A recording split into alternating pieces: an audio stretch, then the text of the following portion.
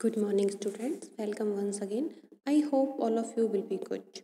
Students, आज हम कक्षा 3 की हिंदी पाठ्य पुस्तक नीलमणि का पाठ 19 सच्चा वीर पढ़ेंगे। सच्चा वीर एक कहानी है और यह कहानी एक ऐसे व्यक्ति की है जो मुसीबत के समय किस प्रकार हमें सामने वाले का डटकर सामना करना चाहिए और हमें किस प्रकार किसी की सहायता करनी चाहिए। तो ये जो कहानी है ये महाभारत काल की है। महाभारत के बारे में आपने सुना होगा कि कौरव और पांडव होते हैं। जो पांडव होते हैं वो 5 भाई होते हैं और उनमें से एक होता है भीम। भीम थे वह बहुत अधिक शक्तिशाली और बलशाली थे।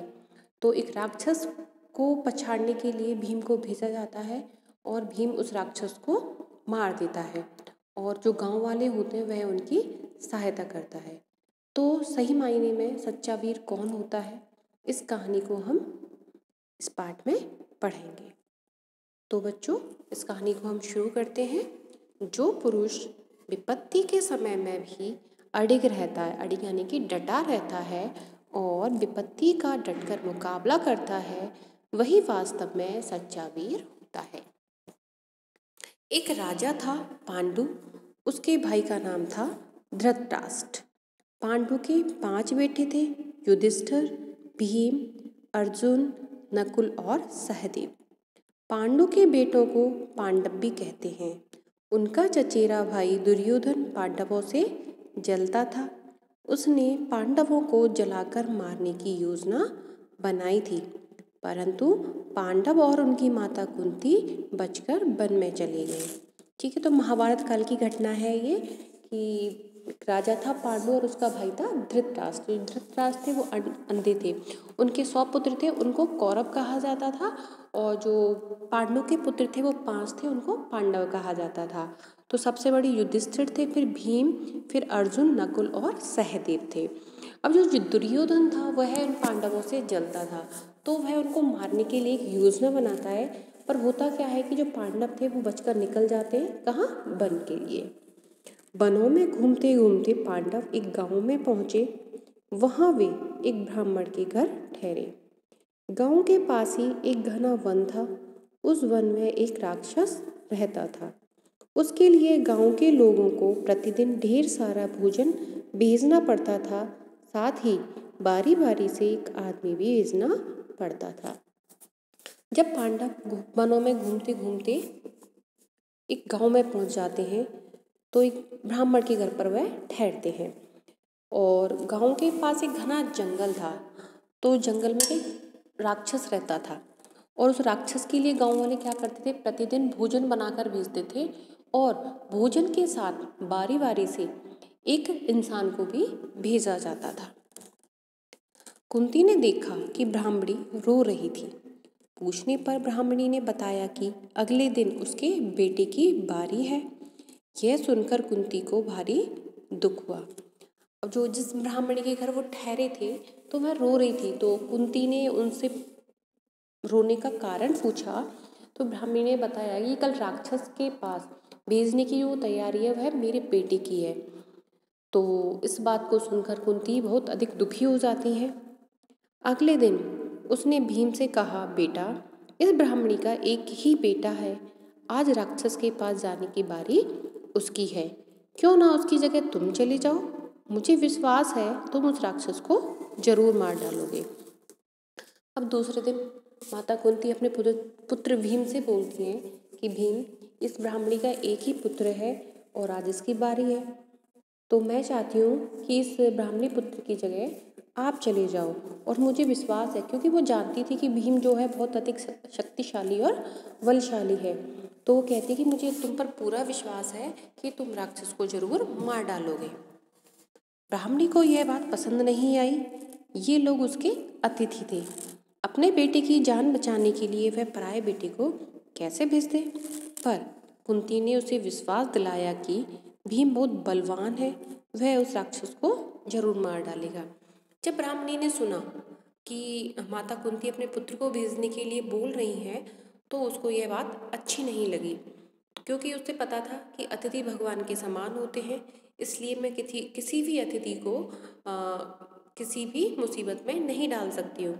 लेकिन माता कुंती उन्हें समझाती है कि मुझे मेरे बेटे पे पूरा भरोसा है, क्योंकि जो भीम है वह बहुत बलवान और शक्तिशाली है, इसलिए तुम डरो मत, मेरा बेटा उस राक्षस को जरूर मार डालेगा। अंत में ब्राह्मणी उसके लिए राजी हो गई। ढेर सारा भोजन गाड़ी में लाद कर भीम राक्षस के पास पहुंचा।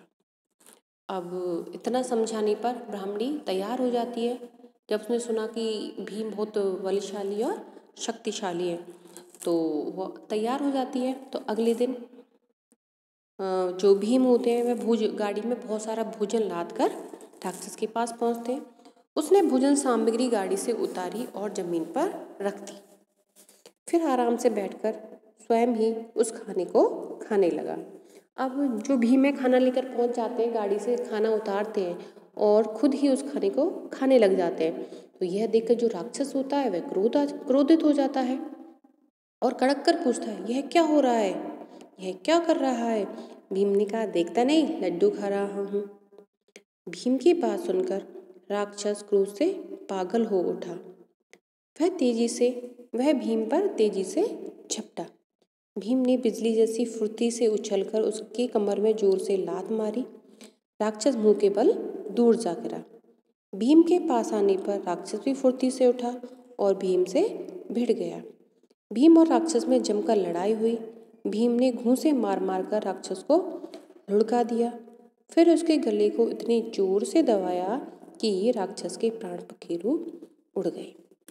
अब जब भीम ने खाना खाना शुरू किया तो राक्षस उससे पूछा कि तुम ये क्या कर रहे हो। तो जो भीम है उसको जवाब देता कि तुम्हें दिखाई नहीं देता, लड्डू खा रहा हूँ। तो जो इस बात को सुन के राक्षस बहुत अधिक गुस्से में भर जाता है और वह जो भीम पर हमला करता है। लेकिन भीम भी बिजली जैसी फुर्ती से उसके उछलकर उसकी कमर पर जोर से लात मारते हैं। तो राक्षस बहुत दूर जाकर गिरता है, लेकिन वह वापस से उड़ता है और वापस से भीम पर हमला कर देता है।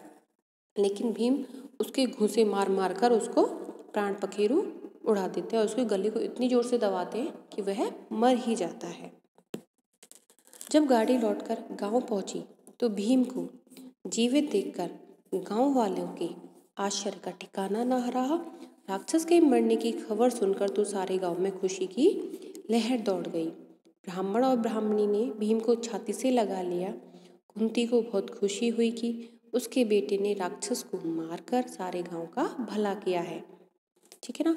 अब जब भीम राक्षस को मार दिया तो वह गाड़ी लेकर वापस गांव आते हैं और जब लोगों को पता चलता है कि भीम वापस जीवित आ गए तो लोगों का आश्चर्य का ठिकाना नहीं होता, वह बहुत अत्यधिक खुश हो जाते हैं।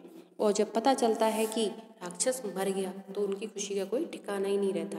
जो ब्राह्मण और ब्राह्मणी थे वह भी अत्यधिक खुश होते हैं और भीम को खुशी से उनको अपनी छाती से लगा लेते हैं, यानी कि अपने गले लगा लेते हैं। कुंती को भी बहुत खुशी होती है कि उन्होंने राक्षस को मारकर उस गांव का भला कर दिया है। गांव के लोगों ने कहा, भीम दूसरों के दुख दर्द को समझने वाला सच्चा वीर है। तो बच्चों, आपको ये कहानी अच्छी लगी? वाकई में कहानी काफ़ी अच्छी और प्रेरणार्थक थी। तो हमें ये हमेशा ये ध्यान रखना चाहिए कि काम किसी का भी हो, यदि हमारे पास उसमें उसको करने का सामर्थ्य है, यदि हम उसको कर सकते हैं और उसमें दूसरों को भला हो रहा हो तो हमें वह कार्य अवश्य करना चाहिए। ठीक है बच्चों, तो ये कहानी अब समाप्त होती है। धन्यवाद।